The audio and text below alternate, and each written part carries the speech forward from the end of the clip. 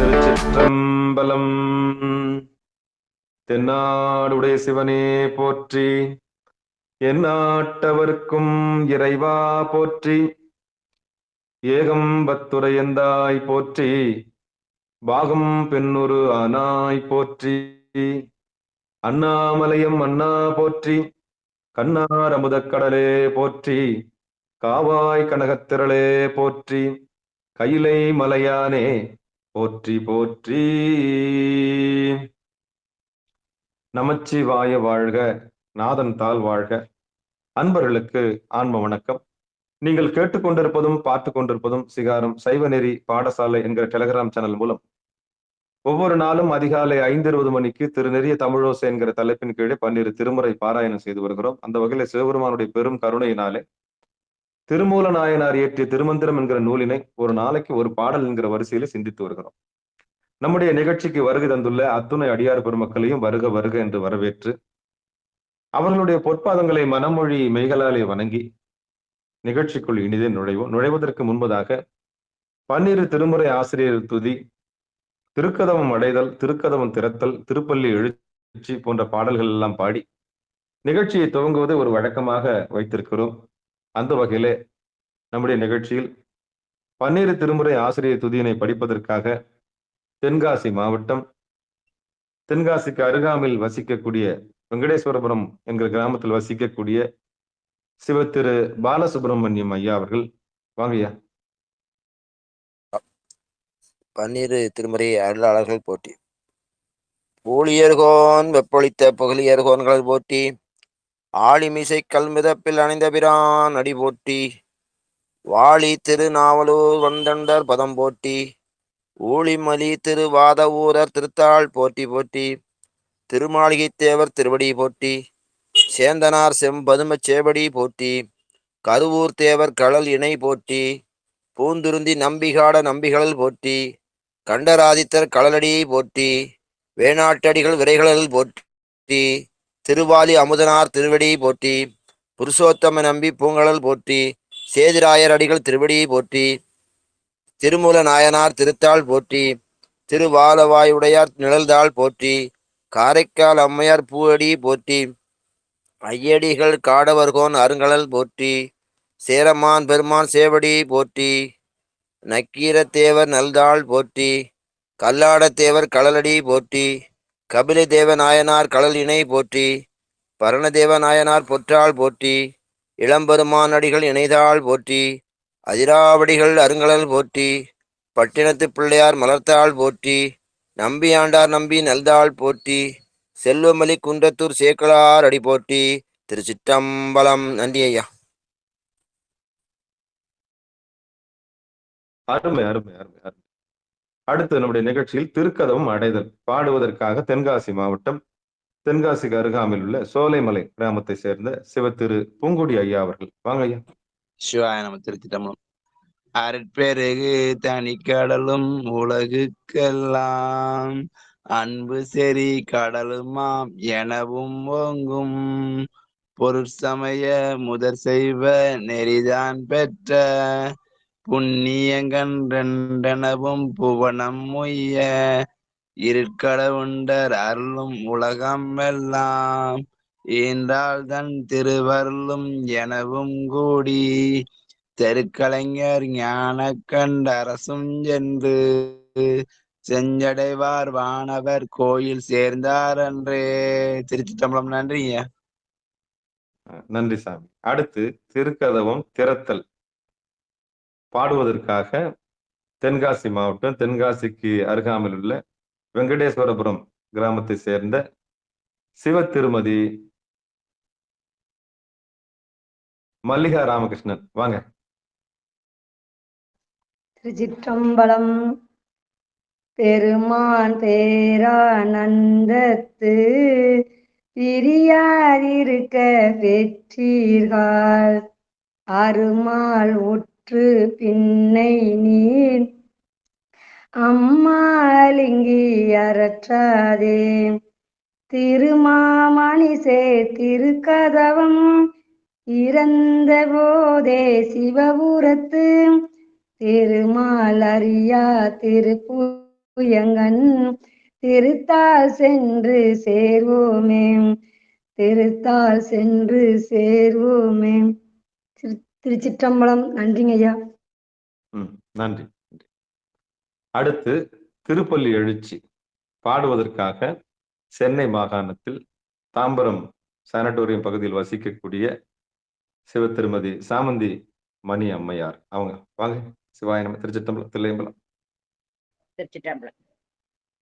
போற்றி என்பாள் முதல் ஆகிய பொருளே உழந்தது பூங்கழற்கு இணை துணை மலர் கொண்டு ஏற்றி நின் திருமுகத்து எமக்கருள் மலரும் எழில் நகை கொண்டு நின் திருவடி தொழுகோம். சேற்றிதழ் கமலங்கள் மலரும் தன் வயல் சூழ் திருப்பெருந்துறை ஊரை சிவபெருமானே. ஏற்றுயர் கொடியுடை யாய் எனையுடையாய் எம்பெருமான் பள்ளி எழுந்தருளாயே. திருச்சிற்றம்பலம். நன்றி ஐயா. அருமை அருமை அருமை. சிவபெருமான சிவசிவா. திருச்சிற்றம்பலம். தில்லையம்பலம். பெரும்புலர் காலை மூழ்கியேன் பித்தருக்கு பக்தராகியேன் அரும்போடு மலர்கள் கொண்டாங்கு ஆர்வத்தை உள்ளே வைத்து விரும்பினல் விளக்கு தூபம் விதியினால் இடவல்லார்க்கு கரும்பினில் கட்டி போல்வார் கடவுர் வீரட்டனாரே. பெரும்புலர் காலை மூழ்கி பித்தருக்கு பக்தராகி அரும்போடு மலர்கள் கொண்டாங்கு ஆர்வத்தை உள்ளே வைத்து விரும்பினல் விளக்கு தூபம் விதியினால் இடவல்லார்க்கு கரும்பினில் கட்டி போல்வார் கடவுர் வீரட்டனாரே. திருச்சிற்றம்பலம். தென்னாடுடைய சிவனே போற்றி, எந்நாட்டவர்க்கும் இறைவா போற்றி, இடம் பெற்ற எந்தாய் போற்றி, ஆகும் பெண்ணொரு ஆனாய் போற்றி, அண்ணாமலையும் அண்ணா போற்றி, கண்ணார் அமுதக்கடலே போற்றி, காவாய் கனகத்திரளே போற்றி, கையிலை மலையானே போற்றி போற்றி. திருச்சிற்றம்பலம். அன்பர்களுக்கு ஆன்ம வணக்கம். சிவபெருமானுடைய பெரும் கருணையினாலே திருமூல நாயனார் இயற்றிய திருமந்திரம் என்கிற நூலில் இருந்து ஒரு நாளைக்கு ஒரு பாடல் என்கிற வரிசையில சிந்தித்து வருகிறோம். நம்முடைய நிகழ்ச்சிக்கு வருகிருந்துள்ள அத்துணை அடியார் பெருமக்களையும் வருக வருக என்று வரவேற்று அவர்களுடைய பொற்பாதங்களை மனமொழி மேகலாலே வணங்கி நிகழ்ச்சிக்குள் இனித நுழைவோம். இப்படி ஒரு களத்தை நமக்கு அமைத்து கொடுத்திருக்கிற சிகாரம் சைவநெறி பாடசாலைக்கு நம்முடைய மனமார்ந்த நன்றிகளை தெரிவித்துக் கொண்டு மனமொழி மேகலாலை வணங்கி நம்மை எல்லாம் ஒருங்கிணைத்து அழகு பார்த்து கொண்டிருக்கக்கூடிய களவுபடாத காலம் என்று சொல்லக்கூடிய திருவடிகள் எல்லாம் எம்பெருமானுடைய திருவடியை மனதில் நினைத்து கொண்டு நம்ம எல்லாம் ஒருங்கிணைத்து வைத்திருக்கக்கூடிய அந்த திருவருள் கருணைக்கு நம்முடைய மனமொழி மேகலாலை வணங்கி அடுத்து பிறந்து மொழி பயின்று நமக்கு தாயாகவும் தந்தையாகவும் பிறகு உலகத்தை அறிமுகப்படுத்தி இந்த உலகத்தில் உள்ள காரியத்தையும் பிறகு காரணத்தையும் சொல்லி காரிய குருவாக வந்து பிறகு காரண குருவாக வந்து காரிய குருவாக வந்து பிறகு காரண குருவாக வந்து பிறகு சிவகுருவாக வந்து நம்மை ஆட்கொண்டு 3 விதமான மயக்கங்களிலிருந்து நம்மை மீட்டெடுத்து ஆணவம் கண்மம் மாயை கடந்து புருவ நடுவில் நம்மை சேர்த்து திருவடி இதுதான் வாழும் போதே திருவடி பேர் இதுதான் ரகசியத்தை நமக்கு சொல்லிக் கொடுத்த அந்த சிவகுரு அந்த குருநாதருடைய பொற்பாதங்களை மனமொழி மேகலாலை வணங்கி உடல் பொருள் ஆவி அத்தனையும் சமர்ப்பித்து நிகழ்ச்சிக்குள் இனித நுழைவோம். திருச்சிற்றம்பலம். தில்லையம்பலம். குருவருள் இல்லைன்னா திருவருள் இல்லை. இந்த வசனத்தை சொல்லாம போக முடியாது. சிவபெருமான சிவசிவா. ஏன்னா நமக்கு அந்த அறியாமையில இருந்தோம் இல்லையா, அறியாமைன்னு ஒண்ணு இருக்குது இல்லையா, அதுதான் அப்ப எல்லாவற்றையும் தாங்குது. அந்த அறியாமையை கடந்து நம்ம அறிவாக இறைவன் நம்ம பார்க்கணும்னா அது வழி விடணும். நந்தி மாதிரி பொறுப்புல இருக்கு இல்லையா, அதுதான் மறைச்சு இருக்குதுன்னு சொல்லுவாங்க. அப்படிப்பட்ட அந்த அறியாமை நீக்கக்கூடிய ஆற்றல் குருவர்களால் மட்டும்தான் முடியும். அதனால நம் குரு மரபுக்கெல்லாம் முதல் குருநாதனாகி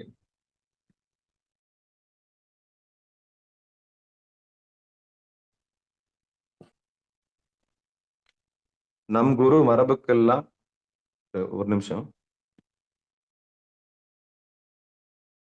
குருநாதனாகி பங்கைய தோழனாரும் வேந்திர படை பதித்து ஐயா கரெக்டா ஐயா?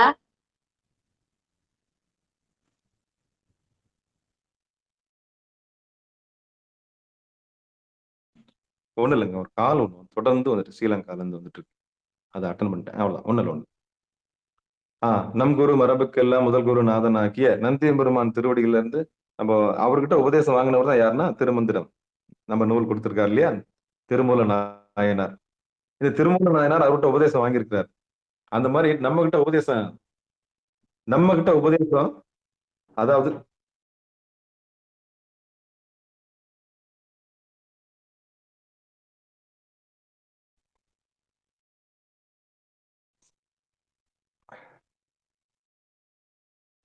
சிவபெருமன் எத்தனை தடை வருது? திருச்சிற்றம்பலம், தில்லையம்பலம். வந்துட்டேன். சிவாயனம் சிவாயனம் சிவாயனம் சிவாயனம் சிவாயனம் சிவாயனம்.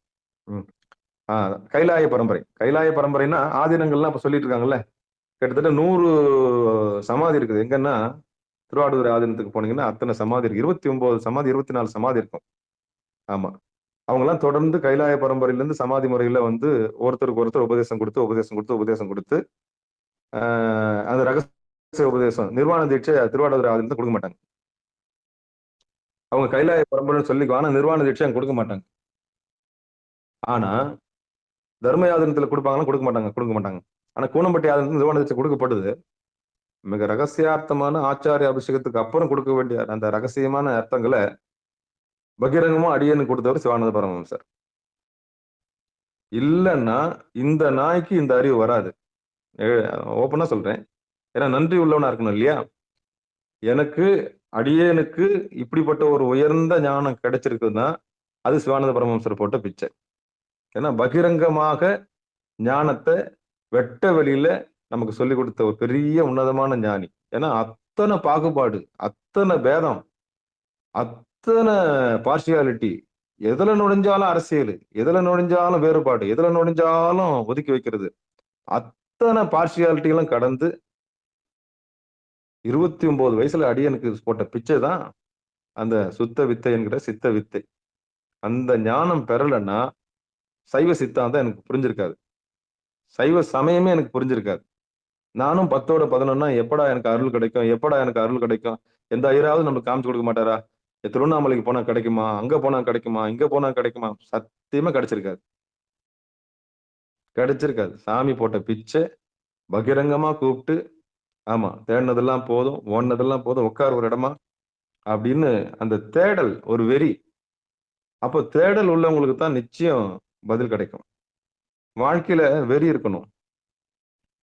எதுக்காக நம்ம வந்தோன்ற வெறி இருக்கணும். பிறவி பெரும்பயனை அடையறதுக்கு எல்லாரும் காத்திருக்கணும். சில உயிர் மண்ணோட தன்னை நிறைவுபடுத்திக்குது, சில உயிர் பொண்ணோட தன்னை நிறைவுபடுத்திக்குது, சில உயிர் பெண்ணோட நிறைவுபடுத்திக்குது. பிறவி பெரும்பயனை அடைஞ்சுதான் ஃபீல் பண்ணிக்குது, அவ்வளவுதான். அப்படி இல்லை, தன்னை அறிந்து தன் தலைவனை அறிந்து இன்புறுதல் தான் பிறவி பெரும்பயன். அதுதான் நம்ம இல்லற தர்மன்றதுல 3-4 வகுப்புல பார்த்துட்டோம். 4வது நாள் நீங்க 4வது நாள் பார்க்க போறோம். திருச்சிற்றம்பலம், தில்லையம்பலம். ஏன் இதை சொல்ல வரேன்னா, குருவருள் இல்லைன்னா திருவருள் இல்லை. சத்தியமா குருவை நம்ம இறுக்கி பிடிச்சிக்கணும். ஏன்னா அவர் கையை பிடிச்சிட்டு தான் நம்ம போகணும். சித்த சுவாதீனம் இல்லாம போயிடும். சித்த சுவாதீனம்னா என்ன தெரியுமா? புத்தி கலங்கிடும், மழுவிடும். அதாவது வந்து அவருடைய தயவுல தான் எந்த ஒரு யோகத்தையும் பயிற்சி செஞ்சு அவருடைய டவுட் கேட்டு ஒரு இடமா தாவி கொஞ்சம் கொஞ்சமா போய் பொருள் நடுவில் நின்று நிலைச்சு அந்த உயர்ந்த பெருவெளியை சுத்த வெளியே நம்ம என்ன அடைய போறோம். அதுக்காகத்தான் நம்ம குருநாதர் வேணும் சொல்றது. இது சைவ சித்தாந்தத்திலயும் சைவ சமயத்திலயும் பகிரங்கமா பேச மாட்டாங்க. வகுப்பு மட்டும் எடுப்பாங்க, மாசம் எடுப்பாங்க, எல்லாம் எடுப்பாங்க. ஆனா ஒருபோதும் பிராக்டிக்கலா என்ன பண்ண மாட்டாங்க, மூவ் பண்ண மாட்டாங்க. அப்படி மூவ் பண்றதெல்லாம் ஒரு பெரிய குருவாக இருப்பாங்க, ஆதீனங்கள் இருப்பாங்க, சமய தீட்சை கொடுப்பாங்க, சிவ தீட்சை கொடுப்பாங்க, அப்புறம் விசேட தீட்சையோட முடிஞ்சு போயிடும். அப்புறம் ஆச்சாரிய அபிஷேகத்து சில விஷயங்கள்லாம் முடிஞ்சு போயிடும். ஆனா உணர்த்தி கொடுக்கறவங்க யாரு? தொட்டு காண்பிக்கிறவங்க யாரு? சுட்டி காண்பிக்கிறவங்க யாரு? அத ஒவ்வொரு விஷயமா அணுகி நுணுகி சொல்லி தரவங்க யாரு? அதுதான் யதார்த்தமான குரு. அதுதான். அப்படிப்பட்ட குருநாதர்கிட்ட நம்ம என்ன பண்ணணும், தன்னை ஒப்படைக்கணும். ஒப்படைச்சு மெதுவா கத்துக்கிட்டு போயிடணும். அதை அடையிறது தான் தாத்பரியம். அதை அடையிறது தான் பிறவி பெரும்பயன். அதுக்காகத்தான் இந்த திருமந்திர நூல் நம்ம கையில எடுத்தோம். இல்லைன்னா பாராயண முறையில போயிருக்கலாம். அப்படி போகாம தடுத்து நிறுத்தி ஒரு நாளைக்கு ஒரு பாடல்ன்ற வரிசையில ஏன் வந்தேன்னா, என் மனசாட்சியை உறுத்துச்சு. ஐயோ, இதை பாடிட்டு போனா நல்லா இருக்காது.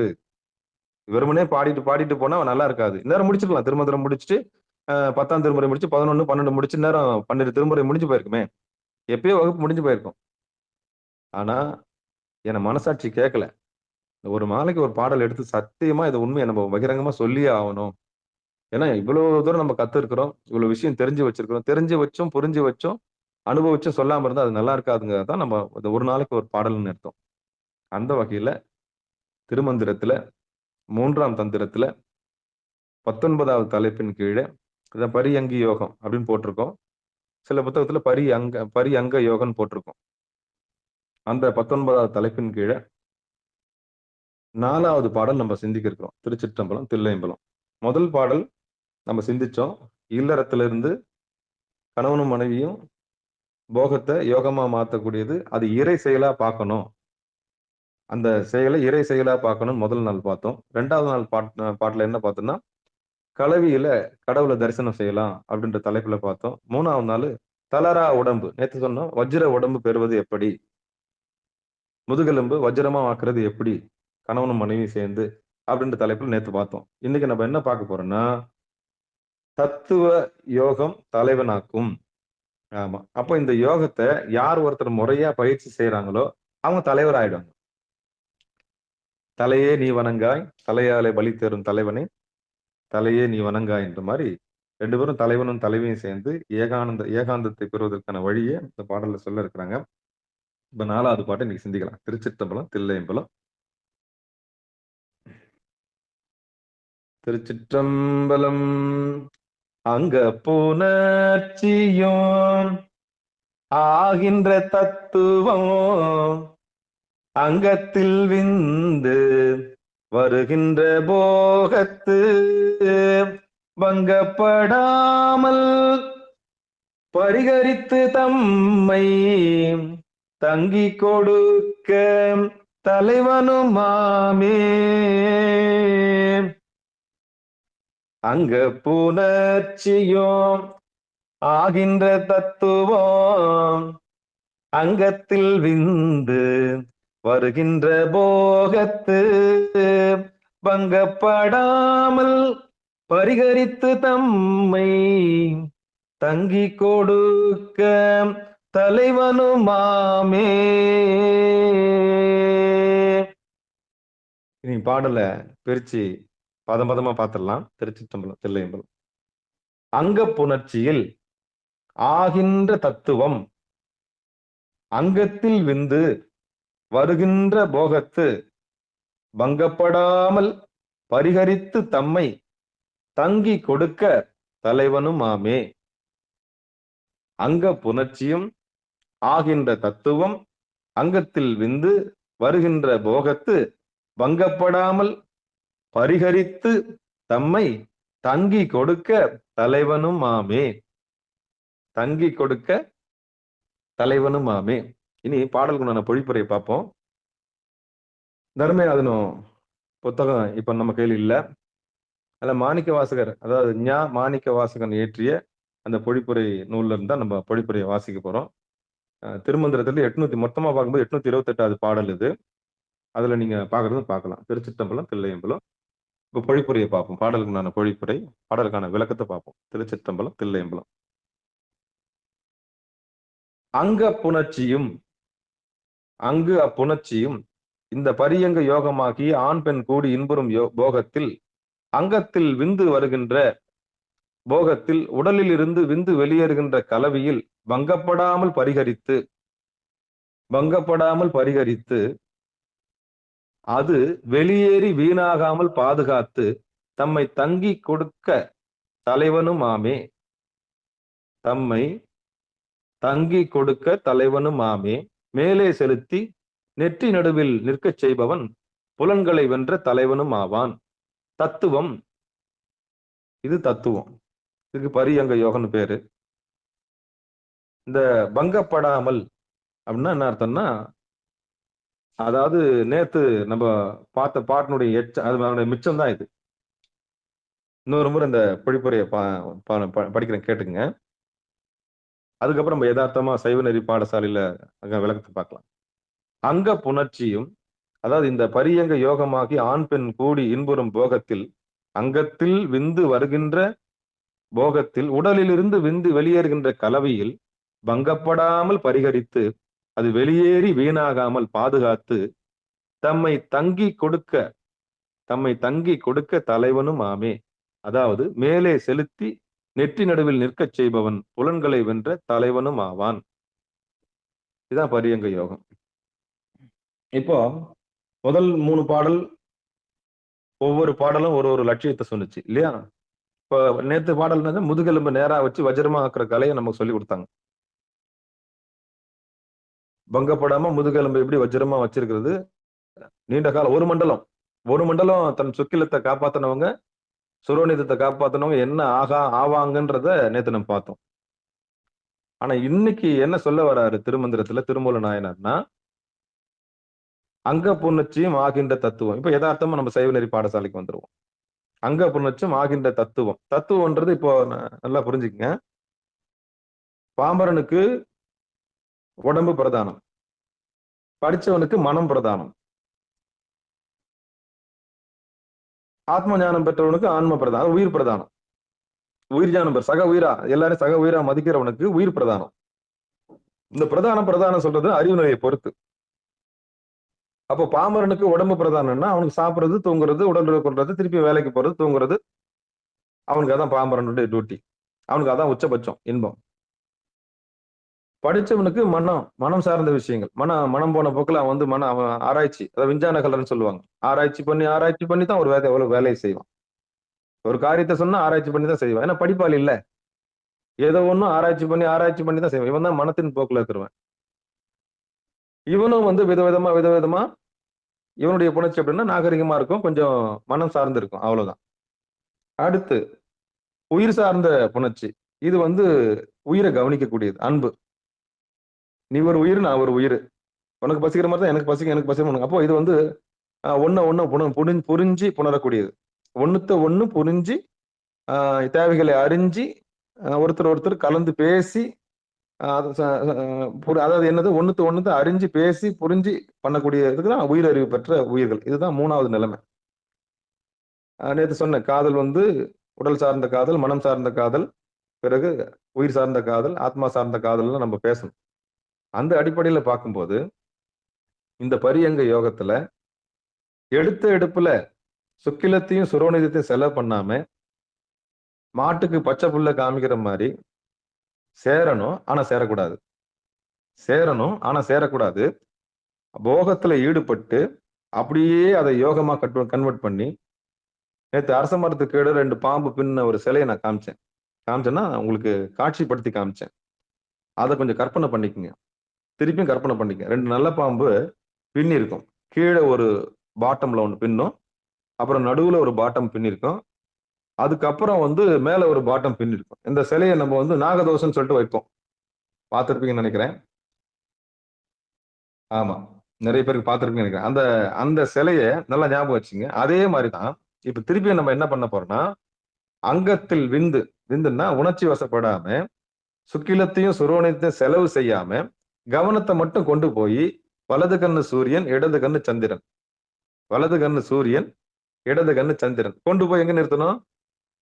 புருவ நடுவுல நிறுத்தணும். நிறுத்திட்டு ஆடாம அசையாம சுவாசத்தை அங்க ஒடுக்கிடணும். இப்படி ஒடுக்கும் போது என்ன ஆகுன்னா, பங்கப்படாமல் பரிகரித்து தம்மை தங்கி கொடுக்க தலைவனும் ஆமே. அப்ப இந்த யோகத்துக்கு எதிர்பால் தேவைப்படுது. பலகீனமானவர்களுக்கு இந்த யோகம் தேவைப்படும். அது என்னங்க பலகீனமானவர்களுக்கு? அதாவது தன்னை தானே எதிர்கொள்ள முடியாதவர்களுக்கு இந்த யோகம் நிச்சயம் வேணும். அதாவது 10 நிமிஷம் கரண்ட் இல்லைன்னா வீட்ல இருக்க மாட்டாங்க. டிவி இல்லைன்னா இருக்க மாட்டாங்க. ரேடியோ இல்லைன்னா இருக்க மாட்டாங்க. போன் இல்லைன்னா இருக்க மாட்டாங்க. தனிமையை எதிர்கொள்ள தெரியாதவர்களுக்கு இந்த பரியங்க யோகம் பலன் தரும்.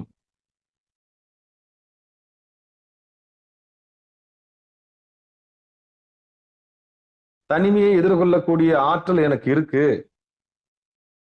டிவி இல்லைனாலும் என்னால இருக்க முடியும், செல்போன் இல்லைனாலும் இருக்க முடியும், கணவர் இல்லைனாலும் என்னால இருக்க முடியும், குழந்தைங்க இல்லைனாலும் இருக்க முடியும். தனிமையை அப்போ என்னால தனிமையை எதிர்கொள்ளக்கூடிய ஆற்றல் எனக்கு இருக்குன்னு சொன்னா அவங்களுக்கு கேசரி யோகம். இல்ல 2 பேர் சேர்ந்து இல்லற தர்மத்தோட இந்த யோகத்தை செய்யணும்னு ஆசைப்பட்டா அவங்களுக்கு வந்து பரியங்க யோகம். ஆக மொத்தம் சொத்து வீணாகக்கூடாது, செல்வம் வீணாகக்கூடாது. செல்வம்ன்றது இங்க என்னது? சுக்கிலமும் சுரோனிதமும். சுக்கிலமும் சுரோனிதம் தான். அப்ப அந்த செல்வத்தை வீணாக்க கூடாது. 48 நாள் இருந்தா வஜ்ரம் போல அந்த முதுகெலும்பு மாறிடுன்ற ரகசியத்தை நம்ம நேத்து பார்த்தோம். இல்லற தர்மத்தை மூணு வகையா நம்ம பிரிச்சோம். இல்லற தர்மத்தை 3 வகையா பிரிச்சோம். 1 இல்லறத்தின் நோக்கம் என்னது? விருந்தோம்பல், அடியாருக்கு உணவளித்தல். 2வது சந்தானத்தை பெற்றுத் தருதல். சந்தானம்னா குழந்தை. 3வது என்ன நோக்கம் சொல்லுங்க பார்க்கலாம்? திருவடியை பெறுதல். அப்ப ஒரு ஆணும் பெண்ணும் சேர்ந்து வெறுமனே போகத்துக்கு போகாம ஆமா வெறுமனே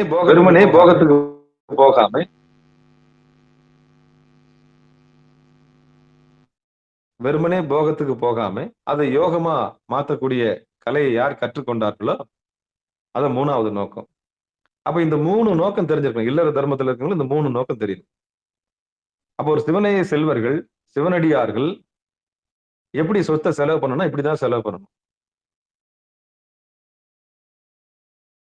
இது சாத்தியப்படுமானா சாத்தியப்படும், நிச்சயம் சாத்தியப்படும்.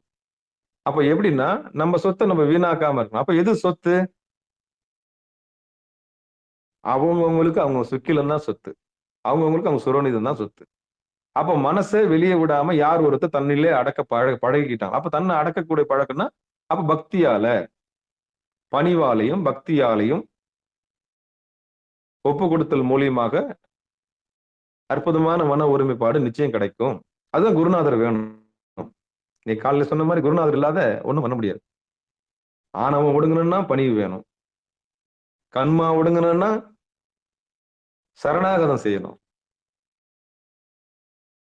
வினை ஒடுங்கணும்னா சரணாகதம் செய்யணும், மாயை நம்ம கிட்ட வேலை காமிக்க கூடாதுன்னு சொன்னா பக்தி வேணும். இது 3 சேர்ந்து இருக்கணும்னு சொன்னா குருநாதர் வேணும். இந்த குருநாதர் கிடைச்சதுன்னா இந்த யோகம் கை கொடுக்கும். அப்ப நான் நைஷ்டிக பிரம்மச்சரியம் பண்றேன், நான் தனிமையை எதிர்கொள்ள போறேன், தனியா தான் இந்த உலகத்தை எதிர்கொள்ள போறோம்னா உங்களுக்கு கேசரி யோகம். நான் இல்லற தர்மத்துல இருக்கிறேன், நான் எப்படி எம்பெருமான் திருவடி அடைகிறது ஞான மார்க்கத்துல அப்படின்னா இதுதான் தர்மம், இதுதான் பரியங்க யோகம். அப்ப இதை வீணாக்காம சொத்தை செலவு செய்யாம சுக்கிலத்தையும் சுரோனத்தையும் வீணாக்காம யார் ஒருத்தர் இந்த மாதிரி புணர்ச்சியில் ஈடுபடுகிறார்களோ அவர்கள் தலைவனாவார்கள். அப்ப இந்த ரகசியம் தெரிஞ்சிருந்தா என்னைக்கோ நம்ம வந்து உடம்பு ஆரோக்கியம் பெற்றுக்கலாமே. ஏழை தொழும்பனேன் சொல்றாங்களே, ஏழை தொழும்பனேன் எத்தனையோ காலமெல்லாம் பாழுக்கு இறைத்தேன். அது எதுன்னா இதுதான். நேத்து இந்த டயலாக் நான் சொன்னேன், ஏழை தொழும்பனேன் எத்தனையோ காலமெல்லாம் பாழுக்கு இறைத்தேன் அப்படின்றது இதுதான் ரகசியம். அப்போ இதுக்கப்புறம் நம்ம எப்படி பண்ணணும்னா திருவருள் கருணையினால ஒவ்வொரு விஷயத்தையும் தெய்வாதீனமா பார்க்கணும். முதல்ல உயிரறிவு பெறணும். உயிரறிவு பெற்றாதானே இன்னொரு உயிரை நம்ம மதிப்போம். அதுக்கும் பசிக்கின்றது நம்ம யோசிக்கிறோம்ல. அப்ப உயிரறிவு வரணும். அதான் ஜீவகாருண்யம்னு சொல்றது. அந்த ஜீவகாருண்யம் வந்தாதான், ஜீவகாருண்யன்றது மதிப்பு. ஒரு உயிரை இன்னொரு உயிர் மதிக்கிறோம்ல அப்படி. அப்போ சக உயிரை மதிக்க தெரியணும். தன்னுடைய மனைவியை மதிக்க தெரியணும், முதல்ல கணவனை மதிக்க தெரியணும். அப்போ அந்த மதிச்சாதான் அது நடக்கும், இல்லைன்னா நடக்காது. அப்ப யாருக்கு இந்த யோகம்னா தனிமை எதிர்கொள்ள முடியாதவங்களுக்கு இந்த யோகம் பொருந்தும். கணவனை விட்டு இருக்க மாட்டேன், நானு மனைவியை விட்டு இருக்க மாட்டேன் அப்படின்னு ஒரு முடிவு எடுத்துட்டீங்கன்னு சொன்னா நிச்சயம் இந்த யோகம் உங்களுக்கு கை கொடுக்கும். அப்போ போன் இல்லாம இருக்க முடியாது, டிவி இல்லாம இருக்க முடியாது, அப்புறம் எது இல்லாம என்னால இருக்க முடியாது. ஐயோ கொஞ்ச நேரம் என்னால தனிமையா இருக்க முடியாது அப்படின்னா, அப்ப உங்களுக்கு எதிர்கொள்ளக்கூடிய பக்குவம் இன்னும் வரல. அப்போ உங்க கணவர் மூலியமா தான் நீங்க என்ன பண்ணணும்? அதான் அந்த யோகத்தை நீங்க பயிலணும். அப்போ பயிற்சி செய்ய செய்ய செய்ய செய்ய புருவ நடுவுல உங்களுக்கு கூடிடும். 2 பேரும் ஆமா. அப்போ நீங்க என்ன பண்ண போறீங்க? போகத்துக்கு போக போறீங்க. போகத்துக்கு போற சாக்குல போயி மாட்ட கொண்டு போய் எங்க நிறுத்த போறீங்க? மாட்ட கொண்டு போய் மனன்ற மாட்ட கொண்டு போய் புருவ நடுவுல நிறுத்த போறீங்க. அப்படி நிறுத்திட்டீங்கன்னா, அப்ப எத்தன மணி நேரம் வேணாலும் நீங்க இருக்கலாம் சேர்ந்து. எத்தன மணி நேரம் வேணாலும் சேர்ந்து இருக்கலாம். அப்ப நாள் கணக்கு பாராம நிக்கலாம். ஆக மட்டும் பின்னி இருக்கணும். பாம்பு 2ம் பின்னி இருக்க மாரி தான். அந்த செல்ல நான் சொன்ன செல்ல தான். நாகதோஷத்துக்கு 2 பாம்பு பின்னி இருக்கும் இல்லையா? அந்த 2 பாம்பும் பின்னின்னு இருக்கிற மாரியே தான் பின்னின்னு இருக்கணும். அப்ப ஒரு கட்டத்துல உங்களுக்கு ஒரு உங்களுக்கு ஒரு தெளிவு ஏற்படும். எனக்குள்ள இருக்கிற எம்பெருமான நான் தனிமையில எதிர்கொள்ள முடியுங்க அப்படின்னு மனைவி சொல்லிட்டாள்னா, அவ ஜெயிச்சிட்டாள்னு அர்த்தம். அதே மாரி கணவன், ஆமாப்பா எனக்குள்ள இருக்கிற இறைவனை நான் தனியா பாத்துக்கிறேன். அப்ப நானும் மெச்சூரிட்டி ஆயிட்டேன். அப்ப நானும் எனக்கு புருவ மடியில எனக்கும் புருவ மத்தியம் கூடிடுச்சு அப்படின்னா, அப்ப 2 பேரும் கேசரி யோகத்துக்கு போயிடலாம். அப்ப எது வரைக்கும் இந்த பரியங்க யோகம் தேவைப்படும்னா, எம்பெருமானுடைய திருவடியில கண்ணு 2ம் கூடுற வரைக்கும் 2 பேருக்கும் புணர்ச்சி தேவைப்படுது. எது வரைக்கும் புணர்ச்சி தேவைப்படுது? சக்தியை திரட்டி உடம்புல இருக்கிற 3 பாகங்களை கடந்து, இச்சைகள் எல்லாம் கடந்து, இது இவ்வளவுதான், இது இவ்வளவுதான், இது இவ்வளவுதான், இது இவ்வளவுதான் தெளிஞ்சு, புரிஞ்சு, இது இவ்வளவுதான், இது இவ்வளவுதான் தெரிஞ்சு, அப்புறம் கழுத்துக்கு மேல போய் நின்னு 2 பாம்பு பின்னி போய் நிக்கிற மாதிரி, நல்ல பாம்பு போய் பின்னி நிக்கிற மாதிரி மேல போய் 2 மூக்கும் ஒண்ணா சேரணும். சேர்ந்த பிறகு கண்ணு 2ம் மீட் பண்ணணும். மீட் பண்ணிட்டு டக்குன்னு மேல புருவ நடுவுல தூக்கிடணும். அவ்வளவுதான். அப்படி கூடின உடனே எவ்வளவு நேரம் இருக்கிறன்னு தெரியாது. ரொம்ப நேரம் ஆகும். அப்ப அப்படி கூடி இருக்கும் பொழுது பங்கப்படாமல் பரிகரித்து தம்மை தங்கி கொடுக்க தலைவனும் ஆமே. அப்போ ஒரு மெச்சூரிட்டி கிடைக்கும். என்ன மெச்சூரிட்டி கிடைக்கும்னா, தனக்குள்ள இருக்கிற இறைவனை பார்க்கக்கூடிய ஆற்றல் கிடைச்சிரும். அப்போ அமுது சுரக்குன்றது போன பாடல்ல பார்த்தோம். ஆனா இந்த பாடல் என்ன சொல்றாங்கன்னா, அங்க புணர்ச்சி ஆகின்ற தத்துவம். அப்ப தத்துவம் இதுதான். அங்கத்தில் விந்து வருகின்ற போகத்து பங்கப்படாமல் பரிகரித்து தம்மை தங்கி கொடுக்க தலைவனும் ஆமே. அப்ப தன்னை அறிந்தவன் தலைவன் ஆவான். அப்போ ஒருத்தருக்கு ஒருத்தர் ஒத்தாசை. ஒருத்தருக்கு ஒத்தாசைன்றது நல்ல டயலாக் தான், இல்லைன்னு சொல்லல. எப்படின்னு புரிஞ்சுக்குங்க. கணவன் மனைவிக்கு ஒத்தாசையா இருக்கணும், மனைவி கணவனுக்கு ஒத்தாசையா இருக்கணும். அப்போ டார்கெட்னா இறைவனுடைய திருவடி தான். நான் சொன்ன மாதிரி இல்லறத்துக்கு 3 கோட்பாடு உண்டு. முதல் கோட்பாடு விருந்தோம்பல். பசி ஆற்றுதல் தான். பசி ஆற்றுதல் தான் இல்லறத்தினுடைய முதல் மாண்பும் பண்பும். விருந்தோம்பலும் தமிழ் பண்பும் சரி கலாச்சாரம் இதுதான். 2 பேரும் சேர்ந்து வாழ்றதுக்கான அடையாளம் என்ன? பசி ஆத்தணும், அவ்வளவுதான். ஒருத்தருக்கு ஒருத்தர் என்ன பண்ணணும், வந்த அடியார்களுக்கு உணவு கொடுக்கணும், சாதுக்களுக்கு உணவு பரிமாறணும். அவங்களுக்கு அதான் முதல் டார்கெட். 2வது டார்கெட் சந்தானத்தை உற்பத்தி பண்றது. அது உங்களுக்கு நல்லா தெரியும். 21 தலைமுறைக்கு நம்ம பேசிட்டோம். அது எப்படி உற்பத்தி பண்ணணும், எப்படி அதை சான்றோனா மாத்தணும்ன்ற கலையை நம்ம நேத்து பேசணும், முந்தா நாளும் பேசிட்டோம். ஆனா 3வது நோக்கம் திருவடியை அடையணும். திருவடியை அடைஞ்ச பிறகு மெச்சூரிட்டி அடைஞ்சிருவீங்க. மெச்சூரிட்டி அடைஞ்ச பிறகு உங்களுக்கு அங்க வேலையே கிடையாது. அவ்வளவு. நீங்க கீழே இறங்கி எப்போ வேணாலும் கீழ் வீட்டுக்கும் வரலாம், மேல் வீட்டுக்கும் போகலாம். கணவன் மனைவி எப்போ வேணாலும் கீழ் வீட்டுக்கும் வரலாம், மேல் வீட்டுக்கும் போகலாம். கீழ் வீடுன்றது கழுத்துக்கு கீழே, மேல் வீடுன்றது கழுத்துக்கு மேல.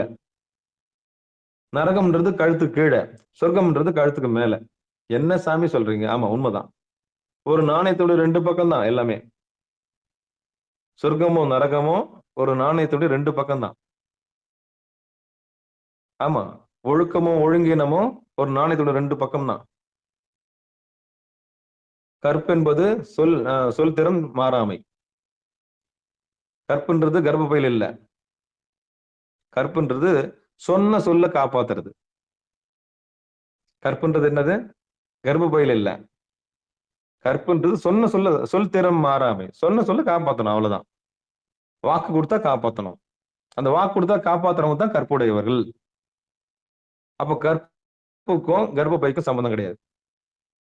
கற்புக்கும் கர்ப்பப்பைக்கும் சம்பந்தம் கிடையாது. அங்க போய் ஆராய்ச்சி பண்ணி இருக்க கூடாது. சொன்ன சொல்ல காப்பாத்திட்டீங்கன்னா நீங்க எல்லாம்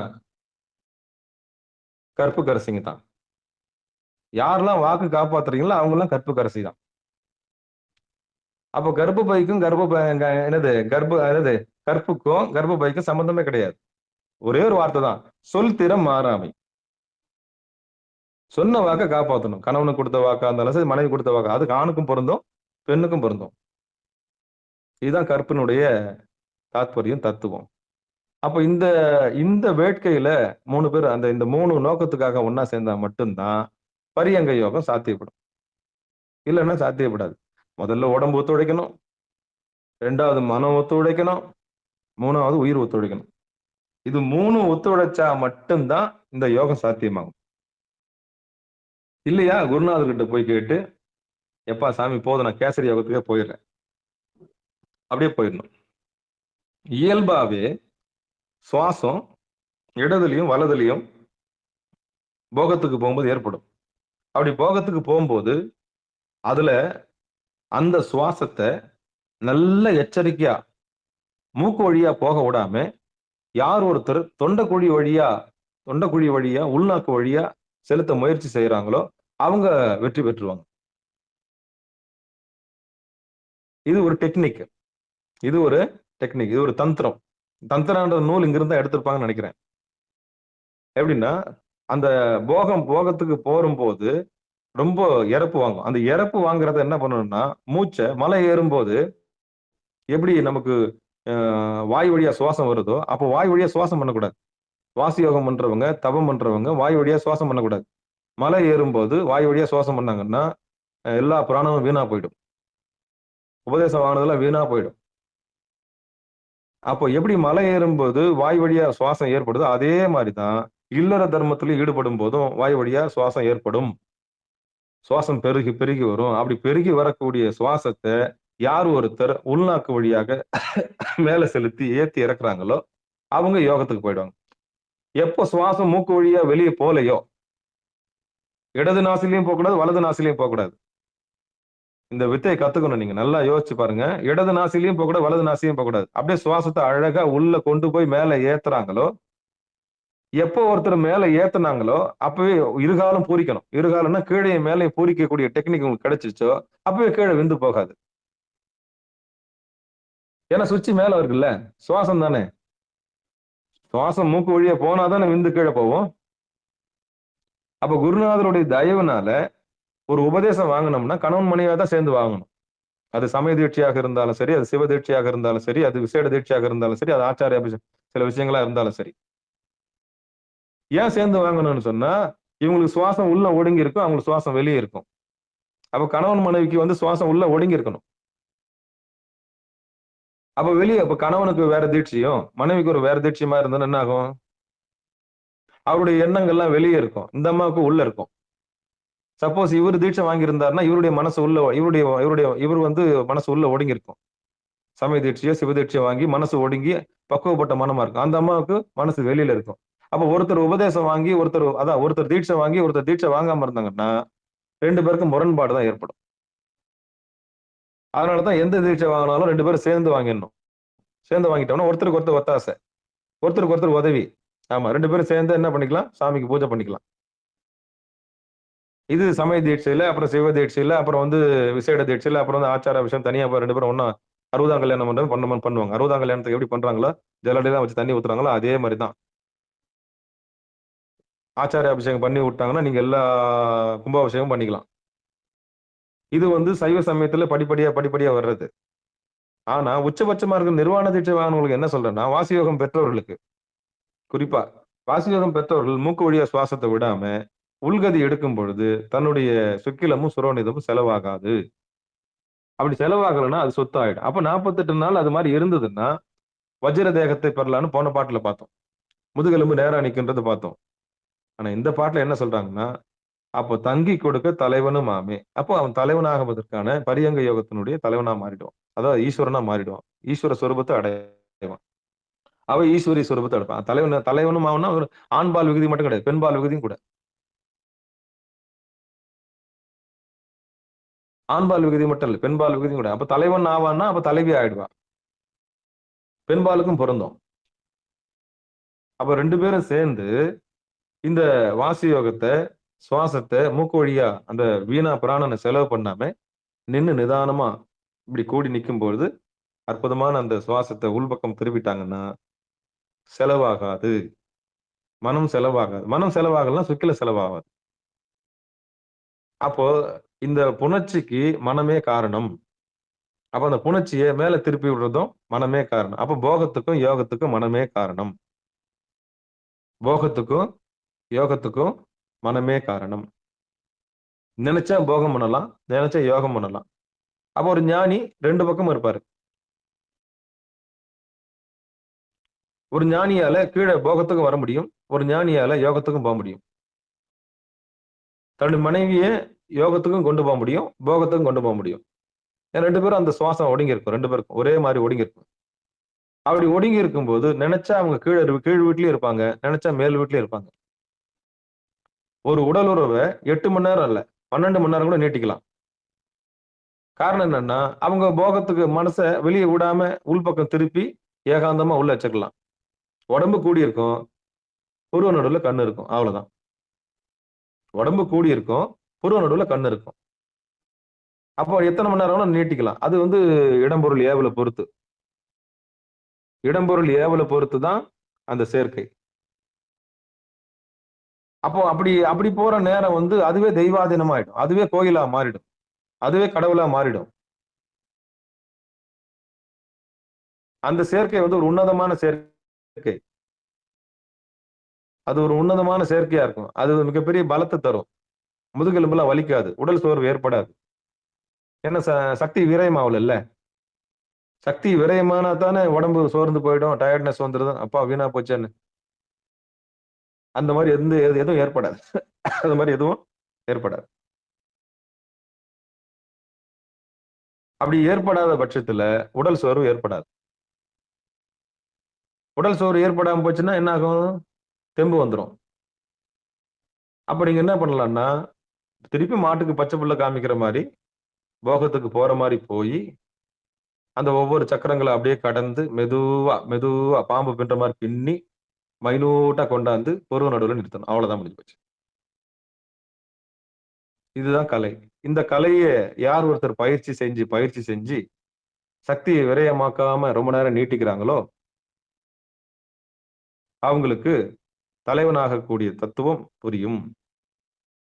அதாவது பதி தத்துவம் புரிஞ்சிடும். அங்க தத்துவத்துல ஆணவத்தை கடந்து, கண்மத்தை கடந்து, மாயை கடந்து, உடல் சார்ந்த விஷயம் கடந்து, அப்புறம் மனம் சார்ந்த விஷயத்தை கடந்து, அப்புறம் உயிர் சார்ந்த விஷயத்தையும் தொட்டு 2 உயிரும் ஏக உயிரா, கணவன் மனைவிக்கு இருக்கிற உயிர் ஏக உயிரா மாறணும். 2 உயிரும் ஒரு உயிரா மாறணும். ஒரே ஜீவன்றாங்கல்ல. அப்ப ஏக உயிரா மாறின பிறகு இந்த போகம் யோகமாக மாறும். அப்படிதான் திருமூலர் சொல்றார். அங்க புணர்ச்சியும் ஆகின்ற தத்துவம் அங்கத்தில் விந்து வருகின்ற போகத்து பங்கப்படாமல் பரிகரித்து தம்மை தங்கி கொடுக்க தலைவனும் ஆமே. அவ்வளவுதான். அப்ப இதுக்கு உன்னதமான செயல் இது. அப்ப எப்படி இருக்கணும்? அது ஒரு தீபம் எரியணும், ஒரு ஒரு ஒரு பக்தி இருக்கணும், ஒரு பயம் இருக்கணும், ஒரு பணிவு இருக்கணும், ஒரு கருணை இருக்கணும், ஜீவகாரண்யம் இருக்கணும், ஒருத்தர் மதிக்கணும். ஆமா, பரஸ்பர அன்பு வேணும். அந்த பரஸ்பர அன்பு இல்லைன்னா இது சாத்தியமே கிடையாது. பரஸ்பர அன்பு இல்லைன்னா இது சாத்தியமே கிடையாது. வெறுப்பு வச்சிருக்கூடாது, வெறுப்பு இருக்கக்கூடாது, வெறுப்பு இருக்கக்கூடாது. ஆமா, இத்தனையும் கடந்து ஒரு ஒரு யோகத்துக்கு நம்ம போகிறோம், ஒரு போகத்துக்கு நம்ம போறோம். அப்ப போகத்தின் வழியா யோகத்தை அடையிற கலையை தான் இவர் சொல்றாரு. அப்படி யார் ஒருத்தர் பயிற்சி செஞ்சு இப்படி நீட்டிச்சு மண்டலம் கடந்துட்டாங்கன்னா அவங்கள விட ஒரு கோயில் எதுவுமே கிடையாது. அவங்களை தேடி எல்லாமே வந்துடும், எல்லா செல்வமும் வந்துடும். ஏன்னா அவங்க தான் விரயம் பண்ணல இல்ல. அப்ப வாழ்க்கையை தவமா மாத்துறாங்க அவங்க. அப்ப வாழ்க்கையை தவமா மாத்தக்கூடிய கலையை கத்துக்கிறாங்க. அவ்வளவுதான். அதுவே தவமா போயிடுச்சுன்னா என்ன ஆகும்? செல்வம் அவங்களை தேடி வந்துடும். ஆமா, வெளியே எங்க போக வேண்டிய அவசியம் இல்லை. இது திருப்பி தான் நேற்று பாடம் பார்த்து நானும் பாட போறேன். திருப்பியும் என்ன பாட போறேன்? நான் பேச நினைப்பதெல்லாம் நீ பேச வேண்டும், நாளோடும் பொழுதோடும் உறவாட வேண்டும். அப்போ 2 பேருக்கும் எண்ணங்கள் கண்ணால பரிமாறிச்சுன்னா முடிஞ்சு போச்சு. வேற எதுவுமே தேவையில்லை. சைலன்ஸ் தான். there is no words. அங்க வார்த்தைக்கு இடமே கிடையாது. அங்க வார்த்தைக்கு இடமே கிடையாது. அப்படி யார் ஒருத்தர் தவமா அப்போ ஓங்காரம் நீட்டிக்கும். ஓங்காரத்தினுடைய உட்பொருள் தெரிய ஆரம்பிச்சிடும். உங்களுக்கு ஓங்காரம் கேட்க ஆரம்பிச்சிடும். 2 பேரும் சேர்ந்து இருக்கும்போதே ஓங்காரம். அப்ப சைலண்டா என்ன பண்ணுங்க, இரு இரு ஏதோ சத்தம் கேட்குது நம்ம கவனிக்கலாம் அப்படின்னு சொல்லிட்டு கேட்கறோம்ல. ஒரு குண்டு ஊசி விழுந்தா கூட இது கேட்கும். அந்த அளவுக்கு பின் டிராப் சைலண்ட் ஆகி போயிடுவீங்க. தவத்துல உள்ள போயிட்டீங்கன்னா ஏகாந்தம் உங்களை ஆட்கொள்றோம். அப்ப இனிது இனிது ஏகாந்தம் இனிது. இதுதான் அந்த ரகசியம். இது எப்படின்னா கணவன் மனைவி சேர்ந்து இதை அனுபவிக்கணும். அவ்வளவுதான். இந்த கலையை கத்துக்கினவங்க எந்த நோயும் வராது, எந்த வியாதியும் வராது, மலசலம் அதாவது மனசலனம் ஏற்படாது. ஆமா. எங்க இருந்து வேணாலும் டெலிபதியில தொடர்பு கொள்ளலாம். இந்த யோகம் கூடிடுச்சுன்னா உங்க கணவனை நீங்க எங்க வேணாலும் எங்க என்ன பண்றாருன்றது பார்க்கலாம். அவர் எங்க இருந்தாலும் மனைவி என்ன பண்ணுவாரு, உள்ளுக்குள்ளேயே பேசிக்குவார். அவ்வளவுதான். இது 2 பேருக்கும் டெலிபதி கிடைச்சிரும். இது வந்து ஒரு யோகம். இது ஒரு உன்னதமான கலை. இது 2 பேருக்கும் உள்ள ஃப்ரீக்வன்சி 93.5 அப்படின்னா 93.5 வச்சாதான் ஒரு அலைவரிசை வருன்ற மாதிரி கணவனுடைய ஃப்ரீக்வன்சியை மனைவி தெரிந்து கொள்வதும், மனைவியோட ஃப்ரீக்வன்சியை கணவன் தெரிந்து கொள்வதும் தவத்துல கைகூடும். அப்ப எல்லாமே அது ஒன்றுபட்டு போயிடும். அப்போ எண்ணம், சொல், செயல் எல்லாம் ஒன்றுபட்டு போயிடும். இந்த கலையை கத்துக்கிறது தான் இவ்வளவு கூத்து. இதுதான் சாமி சொல்றாங்க. அப்ப அன்பு அடிப்படை இல்லைன்னா ஒரு பிரயோஜனம் கிடையாது. அப்படி எதிர்பார்த்து வந்ததுன்னா அதுவும் கூடாது.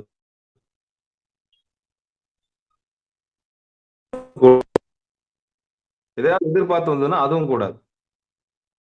ஆமா, நாளைக்கு ஒரு 1000 ரூபாய் கணவர்கிட்ட வாங்கணும், 2000 ரூபாய் வாங்கணுன்றதுக்காகவே இன்னைக்கு நைட்டு ஐஸ் வைக்கிற மாதிரி பண்ணா அது வேலை நடக்காது.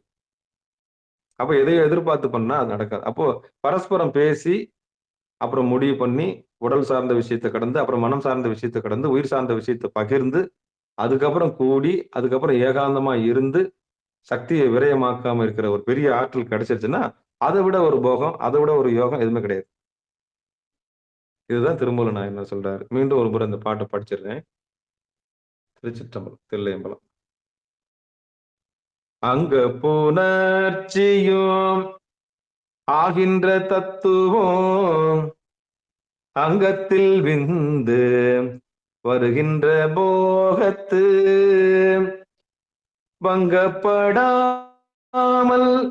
பரிகரித்து தம்மை தங்கி கொடுக்க தலைவனுமாமே. எடுத்த எடுப்புல பூர்வ மத்திக்கு வான்னா யாரும் வரமாட்டாங்க. அதனாலதான் தந்திரத்தோட என்ன பண்ணிட்டாரு, திருமந்திரத்துல அழகா தந்திரமா சொல்லி கொண்டு வந்து தம்பதியை கொண்டாந்து எங்க சேர்க்கிறாரு பாத்தீங்களா? ஏன்னா சொன்னா யாரும் செய்ய மாட்டாங்க. சொன்னா யாரும் செய்ய மாட்டாங்கன்னு நல்லா தெரிஞ்சுக்கினார். திருமந்திரத்துல திருமூல நாயனார் நல்லா புரிஞ்சுக்கினார். அப்போ ஆடுற மாட்டை ஆடி கறக்கணும், பாடுற மாட்டை பாடி கறக்கணும். அப்ப எம்பெருமான் திருவடிக்கு எப்படி வருவான் அவன்? போகத்தை காமிச்சு யோகத்துக்கு கூட்டு வரணும். அவ்வளவுதான். எப்படி? போகத்தை காமிச்சு யோகத்தை கூட்டு வரணும். இந்த மனம் அப்பதான் நம்ம அடங்குது. இந்த மனம்ன்றது காரண காரியத்தோட தானே இயங்குது. நீ ஒண்ணு காமிச்சு ஒண்ணு நீ எதனா தந்தாதான் நான் வருவேன். இந்த ஸ்கூலுக்கு போறேன்னு சொன்னா எனக்கு சாக்லேட் வாங்கி கொடு அப்படின்னா அது ஒரு அடம் பிடிக்குது இல்ல. அப்ப அடம் பிடிக்கிற மனசுக்கு ஒண்ணு காமிச்சிட்டு அந்த ஒரு ரவுண்டு அந்த வண்டியில எத்தனை விட்டாதான் என்ன பண்ணும், ஸ்கூலுக்கே போவோம். இல்லைன்னா அப்பா போகும்போது அடம் பிடிச்சி அழக்கூடிய குழந்தைலாம் இருக்குது இல்ல. அப்ப அதை என்ன பண்ணுவோம், அது ஒரு ரவுண்ட் அடிச்சு விட்டு அது என்ன பண்ணும், சரி கட்டு போவாங்கல்ல. அது மாதிரிதான் இதுவும். அப்ப இந்த மனசை சரி கட்டுறதுக்கு தான் திருமந்திரத்துல திருமூல நாயனார் சொல்றாரு, இந்த போகத்தை அப்படி காமிச்சு அப்படி யோகத்துக்கு கொண்டு போறாரு. வேற ஒண்ணுமே இல்லை. இதான் அந்த ரகசியம். அப்ப சிற்றின்பத்தின் வழியாக பேரின்பம்னு சொல்லிட்டு ஒரு பெரிய புத்தகமே இருக்குது. காமத்தில் இருந்து கடவுளுக்குன்னு ஒரு புத்தகம் இருக்கு. எல்லா ஞானிகளும் இதைதான் விளக்கி இருக்கிறாங்க. பரியங்க யோகம் தான் அதுக்கு அடிப்படை. தந்திரான்ற நூல் இதுல இருந்து தான் வந்திருக்குன்னு நான் நம்புறேன். அது வடநாட்டு நூல். அந்த நூல் மொழிபெயர்க்கப்பட்ட நூல் தான். ஆனா தம்பதிகள் எப்படி கூடி இருக்கணும்ன்ற விஷயத்தை எல்லாத்தையும் புட்டு புட்டு வைக்கிற நூல் அது. ஆனா சேர்க்கை எதுக்குன்னா இதுக்குதான், வேற எதுக்கும் இல்லை.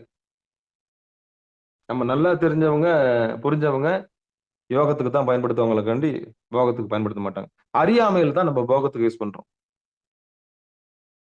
போகம் தப்பு இல்ல. 3 நோக்கம் தான் நமக்கு. இல்லறத்தினுடைய தர்மம் என்னது? விருந்தோம்பல். எல்லாரும் வாழற மாதிரி வாழணும், கட்டாயம் வாழ்ந்தாகணும். உலகியல் போக்கு என்ன போகுதோ அதுபடி வாழ்ந்தாகணும், வேணான்னு சொல்லல. ஆனா தர்மம் என்னன்னு சொல்லுதுன்னா விருந்தோம்பல் தான். 2வது சந்தான உற்பத்தி, 3வது திருவடி பேறு அடைதல். இந்த 3 நோக்கம் தான் தவிர வேற எதுவுமே இல்ல. இல்லன்னா தனிச்சு வாழணும். அப்படி வாய்க்கலையா தனிச்சு வாழ்ந்துரும். தனிச்சு வாழும்போது கேசரி யோகம் பெட்டர். குருநாதருடைய உபதேசம் பெற்று தனிச்சு வாழறது ரொம்ப ரொம்ப பெட்டர். ஆமா. அதான் உத்தமம். அதனாலதான் இந்த பாட்டு சொல்றது அங்க புணர்ச்சியும் ஆகின்ற தத்துவம். அப்ப என்னங்க அப்ப புணர்ச்சின்னு சொன்னா அது 2 பேர் வேணும் இல்லையா? கண்டிப்பா புணர்ச்சினா 2 பேர் வேணும். அந்த 2 பேர் அணுகக்கூடியது தான் இந்த பரியங்க யோகம். ஆமா. இதுதான் அவர் ரொம்ப டீட்டெயிலா சொல்லின்னு வராரு. அதுல தளராத உடம்பு நேத்து நாம் பார்த்தோம். இன்னைக்கு நம்ம தலைவன் அவர்களுடைய கலையை நம்ம பார்த்திருக்கிறோம். அப்போ பொறுமையா நின்னு நிதானமா கண்ணு 2ம் கொண்டு போய் பொருள் நடுவில் நிறுத்துறதுக்கான எல்லா ஏற்பாடும் கீழே இருந்து பாட்டம் டு அப்பு. ஆமா. கீழே இருக்கிற பாம்பு பின்னின்னு போற மாதிரி பின்னினே போயிட்டு மேல நின்னு சுவாசத்துல நிறுத்தி, அப்புறம் மூக்கு வழியா சுவாசம் பண்ணாம உள் வழியா சுவாசம் பண்ணி கண்ணு 2ம் பார்த்து கண்ணு சந்திச்சு 4 கண்ணும் அங்க என்ன ஆகணும் 1.5 கண்ணா மாறணும். எப்படி எப்படி அது 4 கண்ணும் 1.5 கண்ணா மாறுது? எப்படி 1.5 கண்ணா மாறுது? ஒவ்வொருத்தருக்குள்ளேயும் ஆண் இருக்கு, பெண் இருக்கு இல்லையா? அப்போ அம்பாளுக்கு பாதி கண்ணு, இந்தாண்ட பாதி கண்ணு போயிடுச்சுன்னா மேல இருக்கிற பாதி கண்ணு யாருக்கு? அதுல ஒரு கண்ணு இருக்கு இல்லையா? அதுல அரை இருக்கு இல்லையா? அப்ப அந்த 1.5 கண்ணா மாறும். இதுதான் அது ரகசியம். அப்ப நம்மளுக்குள்ள இருக்கிற 1.5 கண்ணை நீங்க பார்க்க பழக்கணும். அப்புறம் அந்த பக்கம் இருக்கிற 1.5 கண்ணை அம்பாள் பார்த்துக்கும். இப்படித்தான் ஒண்ணு கூடி இங்க ஒரு 1.5 இங்க ஒரு 1.5 தனியா நிக்கும். அப்படி நீங்க பார்க்க ஆரம்பிச்சிட்டீங்கன்னா புருவ நடு திறக்க ஆரம்பிச்சிடும். இதுதான் அந்த ரகசியம்பா. அப்ப சுவாசம் உள்கதியில போய் ஒடுங்கும். ஆமா. இத முறையா குருநாதர் மூலியமா கத்துக்கணும். அதுக்கு தான் தீட்சை வாங்கணும்னு சொல்றது. நின்னு நிதானமா கணவர் வாங்கின போது மனைவியும் சேர்த்து வாங்கினாங்கன்னா ஈஸியா என்ன பண்ணிக்கலாம், 2 பேரும் சேர்ந்து அட்டன் பண்ணி அந்த சுவாசத்தை உள்ள ஒடுக்கி கலையை கத்து ரொம்ப நாள் நீட்டிக்கலாம். வஜ்ர தேகம் பெறலாம். சமாதி வைக்கிறது ஐயமம், நியமம், ஆசனம், பிரணாயாமம், பிரத்யாகாரம், தாரணை, தியானம், சமாதி. சமாதி நிலையில 2 பேரும் கூடி நிக்கலாம். ஆமா. ஆமா சொல்லிருப்பேன். ஜலசமாதி அடையறாங்கல்ல. கணவன் போறப்ப உடன்கட்டை ஏறுதல்ன்றது அபத்தம். கணவன் போனப்போ அப்படியே உடன்கட்டல்னா நெருப்புல போய் குளிக்கிறதுலாம் அது அந்த காலம். அது ஏற்றுக்கொள்ள முடியாத ஒண்ணு. ஆனா கணவன் போக போறாருன்னு தெரிஞ்சு அவர் இருக்கிறதுக்கு எங்க இடம் இல்ல. அவரே சமாதி ஆக போறாருன்னா நம்மளும் இங்க இருக்கிறதுக்கு பிரயோஜனம் கிடையாது. நம்ம ஆற்ற வேண்டிய கடமை எல்லாம் முடிஞ்சு போச்சு. நம்மளும் ஐக்கியம் ஆயிடலாம் அப்படின்னு மனைவி முடிவு பண்ணாலும் முடிஞ்சுதான். முடிச்சுக்கலாம். எப்போனாலும் முடிச்சுக்கலாம். ஆமா. அவர் சமாதி ஆக போறாருன்னு தெரிஞ்சிச்சுன்னா அவரு டேட் சொல்லிடுவாரு, டைம் சொல்லிடுவாரு. அதுக்கேற்ற மாதிரி சமாதி வச்சுக்கலாம். அதே மாதிரி இந்த அம்மாவும் கூட 2 பேரும் சேர்ந்து ஒண்ணா பயிற்சி பண்ணியிருந்தாங்கன்னா 2 பேருக்கும் அந்த அலைவரிசை நல்லா தெரியும். சரிங்க, இதுக்கப்புறம் ரைட் போதும், வாழ்ந்ததெல்லாம் போதும், நம்ம என்ன பண்ணிக்கலாம், நிறைவு செஞ்சுக்கலாம் அப்படின்னும் போது அவங்க ஒரு பெரிய மனம் இருக்கு. அதை போதும் என்ற மனமே பொன் செய்ய மருந்து. இப்படி வாழ்ந்தாதான் நல்லபடியா சமாதி நிலைக்கு போக முடியும். அதான் ஏமம், நியமம், ஆசனம், பிரணாயாமம், பிரத்யாகாரம், தாரணை, தியானம், சமாதி. சமாதி நிலைக்கு அதுக்கப்புறம் தான் வாழ்க்கையை தொடங்குது. சமாதிக்கு வந்த பிறகுதான் வாழ்க்கையை தொடங்குது. அப்ப இந்த நிலைக்கு வரணும்னா உபதேசம் பெறணும், பயிற்சி பெறணும்.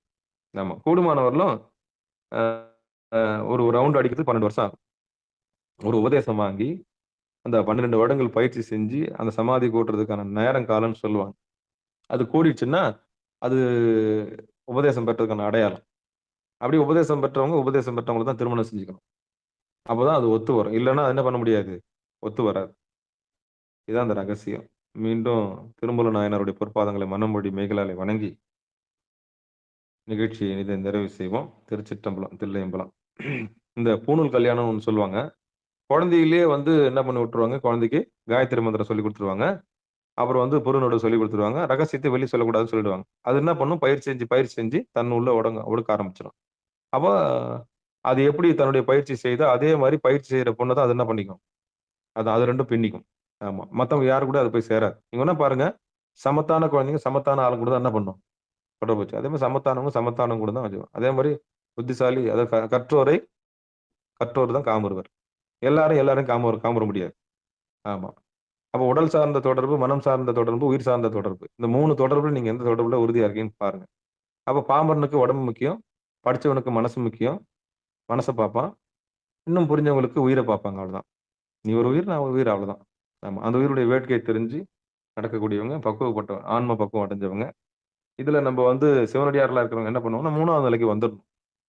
ஆமா. ஆத்மாவை பார்த்து, உயிருடைய அறிவை பார்த்து இது இந்த நிலைமையில இருக்குது அப்படின்னு தெரிஞ்சு அதுக்குள்ள ஒத்தாசை செய்ய ஆரம்பிச்சோம்னா நம்ம 3வது நிலையில இருக்கணும். ஆமா. அப்ப முதல் நிலையில இருக்கிறவங்க ஒருபோதும் சிவனடியார்கள் ஆக முடியாது. அவங்க போட்டுக்கலாம். ருத்ராட்சம் போட்டுக்கலாம், திருநீர் பூசிக்கலாம். அந்த மிருக நிலையிலேருந்து கொஞ்சம் மீண்டு, அதுக்கப்புறம் மனித நிலைக்கு வந்து மனநிலைக்கு வந்து மனச பார்க்குற அளவுக்கு படிப்பறிவு வந்து, அதுக்கப்புறம் வந்து உயிர பார்க்குற அறிவுக்கு வந்தா தான் அவங்க 3வது நிலைக்கு வர முடியும். கொஞ்சம் கொஞ்சமா தான் வர முடியும். அது எம்பெருமானுடைய திருவருள் கருணையினால. அதான் என்ன புண்ணியம் செய்தனை நெஞ்சமே இருங்கடல் வையத்து முன்னம் நீபுரி நல்வினை பயனிடை முழுமணி தரளங்கள் மண்ணு காவிரி சூழ்திரு வலம் சுழி வாணனை வாயார பண்ணி ஆதரித்தும் ஏத்தியும் வழிபடும் அதனாலே அப்படின்ற மாதிரி அந்த செஞ்ச புண்ணியத்துக்கு ஏத்த மாதிரி தான் சேர்க்கை. ஆமா. அது விட்டகுறை தொட்டகுறைன்னு சொல்லுவாங்கல்ல, அதுக்கு ஏத்த மாதிரி தான் சேர்க்கையே நடக்கும். ஆமா. இதெல்லாம் பூமியில் நடக்கிற அற்புதங்கள். ஆமா. எதை செஞ்சாலும் இறைவன்கிட்ட ஒப்பு கொடுத்துட்டு செஞ்சோம்னா, அது இறைவனை ஒப்பு ஆகுது. அதே மாதிரி இந்த காரியத்தை என்ன பண்ணிடணும்? சாமிகிட்ட ஒப்பு கொடுத்துடணும். அப்படி பண்ணா மட்டும்தான் தர்மம் ஜெயிக்கும். இல்லற தர்மம் வெற்றி பெறும். ஆமா. அப்ப சிவனடியார்கள் சைவநெறி பாடசாலை சிகாரம் சைவநெறி பாடசாலைக்கு வந்தவங்க இதுலயும் டவுட் இருக்கக்கூடாது. இதுலயும் தெளிவு இருக்கணும். யார் யார் கூட கூடணும், யார் யார் கூட சேரணும், எப்படி சேர்ந்தா இது நல்லா இருக்கும் அப்படின்றதெல்லாம் தெரிஞ்சு வச்சிருக்கணும், புரிஞ்சு வச்சிருக்கணும். இதுலயும் பங்கம் இருக்கக்கூடாது, இதுலயும் ஒரு குழப்பம் இருக்கக்கூடாது. ஆமா. அப்ப சிவனடியார்கள் எப்படி இந்த தொடர்பு வச்சுக்கணும்னா, இது இப்படிதான் வச்சுக்கணும். வேற வழி இல்ல. ஆமா. அப்ப சாட்சிக்கு இறைவன் இருக்காரு. ஜோதி தான். என்னது அண்ணாமலையார் தான். அப்ப தீபம் ஏத்தி வச்சுட்டு நீங்க இந்த உன்னதமான காரியத்தை செஞ்சாலே போதும். அதான் சாட்சி. ஆமா. அப்ப இது ஒரு பெரிய தீட்டான விஷயமோ, இது ஒரு தீண்டத்தகாத விஷயமோ, மறைக்கிற விஷயமோ சத்தியமா கிடையவே கிடையாது. இது வந்து ஒரு உன்னதமான விஷயம். இது ஒரு புனிதமான விஷயம். யாருக்கு? ஞானம் பெற்றவர்களுக்கு, தீட்சை வாங்கினவங்களுக்கு, குருநாதருடைய உபதேசம் பெற்றவர்களுக்கு இது ஒரு உன்னதமான காரியமா மாறும். அப்படி மாறினா தான் உன்னதமான குழந்தை பிறக்கும். இல்லன்னா கள்ளத்தனமான குழந்தை தான் பிறக்கும். நம்ம எப்படி கள்ளத்தனமா போறோமோ, அதே மாரி கள்ளத்தனமா தான் பிறக்கும். ஆமா. மனசு தானே. அப்ப மனம் எப்படிப்பட்ட எண்ணங்கள் இருக்குதோ, அதே எண்ணங்கள் தான் உற்பத்தியும் இருக்கும். அதனால தான் எச்சரிக்கையா இருக்கணும். செய்யற செயல வந்து திறம்பட செய்வன திருந்தச்சு. புனிதமா, தெய்வாதீனமா பார்த்து செய்யும்போது, அது தெய்வாதீனமா பிறக்குது. நம்ம யாருன்னா பார்த்துட்டு போறாங்கன்னு சொல்லி பதுங்கி, பதுங்கி பண்ணும்போது என்ன ஆகும்? கள்ளத்தனமான குழந்தை தான் பிறக்கும். அது திருட்டுத்தனமா தான் பிறக்கும். எண்ணங்கள் தானே. எண்ணங்கள் தான். அப்ப சேரும்போது என்ன எண்ணமோ, யாருன்னா பார்த்துட்டு போறாங்க அப்படின்னு சொல்லிட்டு பகிரங்கமா எப்படி அந்த அந்த கள்ளத்தனத்துல தான் அது என்ன பண்ணும்? அது பிறக்கும். அதனால இடம்பொருள் ஏவல் இதெல்லாம் ஒரு உன்னதமா இறைவன்ட்ட ஒப்பு கொடுத்துட்டு செய்யும்போது, ஒரு அற்புதமான சந்தானத்தையும், இல்லறத்தையும் நம்ம காப்பாத்தலாம்ன்னு சொல்லி 3 தர்மத்த நம்ம இதுல காப்பாத்திருக்கிறோம். அப்ப சைவநெறி பாடசாலைக்கு வந்தா அந்த தெளிவு நிச்சயம் எல்லாருக்கும் கிடைக்குன்ற நம்பிக்கையில இந்த பாடலோடு இந்த நிகழ்ச்சியை நிறைவு செய்வோம். வாழ்த்து. மண்ணில் நல்ல வண்ணம் வாழலாம் வைகளும், எண்ணின் நல்ல கதிக்கு யாதுமோர் குறைவிலே, கண்ணின் நல்ல அக்துரம் கழுமல வளநகர், பெண்ணின் நல்லாளோடும் பெருந்தகை இருந்ததே. தனம் தரும், கல்வி தரும், ஒரு நாளும் தளவறியா மனம் தரும், தெய்வ வடிவம் தரும் நெஞ்சில் வஞ்சமில்லா இனம் தரும், நல்லன எல்லாம் தரும் அன்பர் என்பவருக்கே, கணம் தரும் பூங்குழலால் அபிராமி கிடைக்கண்களே. ஆறிரு தடந்தோல் வாழ்க, அருமுகம் வாழ்க, வெற்பை கூறுசை தனிவேல் வாழ்க, உக்குடம் வாழ்க, செவ்வேல் ஏறிய மஞ்சை வாழ்க, ஆனைதன் அணங்கு வாழ்க, மாறிலா வள்ளி வாழ்க, வாழ்க சீர் அடியார் எல்லாம், வான்மிகில் வழாது பெய்க, வலிவலம் சுரக்க, மன்னன் கோன்முறை அரசு செய்க, குறைவிலாது உயிர்கள் வாழ்க, நான்மறை அறங்கள் ஓங்க, நற்றவம் வேள்வி மல்க, மேன்மைகுள் சைவ நீதி விளங்குக உலகமெல்லாம், மேன்மைகுள் சைவ நீதி விளங்குக உலகமெல்லாம், மேன்மைகுள் சைவ நீதி விளங்குக உலகமெல்லாம் என்று சொல்லி நிகழ்ச்சியை இனிதை நிறைவு செய்வோம். அன்பர்களுக்கு ஆன்ம வணக்கம். நீங்கள் கேட்டுக்கொண்டிருந்ததும் பார்த்து கொண்டிருந்ததும் சிகாரம் சைவநெறி பாடசாலை என்கிற டெலிகிராம் சேனல் மூலம் ஒவ்வொரு நாளும் அதிகாலை 5:20 மணிக்கு திருநெறிய தமிழோசை என்கிற தலைப்பின் கீழே 12 திருமுறை பாராயணம் செய்து வருகிறோம். அந்த வகையில சிவபெருமானுடைய பெரும் கருணையினாலே திருமூல நாயனார் இயற்றிய திருமந்திரம் என்கிற நூலிலிருந்து ஒரு நாளைக்கு ஒரு பாடல் என்கிற வரிசையில சிந்தித்து வருகிறோம். நம்முடைய நிகழ்ச்சிக்கு வருகை தந்து சிறப்பித்த அத்துணை அடியார் பெருமக்களுடைய பொன்னார் திருவடிகளையும் மனம் மொழி மெய்களாலை வணங்கி மனமார்ந்த நன்றிகளை சொல்லி நிகழ்ச்சியை இனிதை நிறைவு செய்வோம். மீண்டும் இன்று இரவு 8 மணிக்கு பிறகு 9:50க்கு சிறப்பு நிகழ்ச்சியில் அடியார் பெருமக்கள் கலந்து கொண்டு பிறவி பெருமையினை அடையும்படி பணிவன்போடு கூறி விடைபெறுகிறோம். நற்றுணையாவது நமச்சிவாயவே. நமச்சிவாயவே ஞானமும் கல்வியும், நமச்சிவாயவே நானறி விச்சையும், நமச்சிவாயவே நான் நவின்றேத்துமே, நமச்சிவாயவே நன்னெறி காட்டுமே என்று சொல்லி நிகழ்ச்சியை இனிதே நிறைவு செய்யும். நன்றிங்க. அனைவருக்கும் வணக்கம். இதுல ஏதாவது சந்தேகம் இருந்ததுன்னா கூச்சப்படாம எனக்கு கட்புலன் அதாவது வாட்ஸ்அப் வாயில என்ன பண்ணுங்க கேளுங்க. தெரிஞ்சதை சொல்றேன். சரியா? ஆமா. கற்றது கைமண் அளவு, கல்லாதது உலக அளவு. ஒவ்வொருத்தருடைய அனுபவம் இன்னொருத்தருக்கு வராது. அனுபவம் தான் ஆசான். அந்த அடிப்படையில அனுபவத்தை மையமா வச்சு இதை நம்ம இந்த பாடலை மையமா வச்சு என்ன சொல்ல வராங்கன்றது தெளிவா சொல்லிடலாம். அடியனுக்கு சாமி உணர்த்தினதை உங்களுக்கு நிச்சயம் சொல்லுவேன். சரியா? திருச்சிற்றம்பலம், தில்லையம்பலம். நன்றிங்க. அனைவருக்கும் வணக்கம்.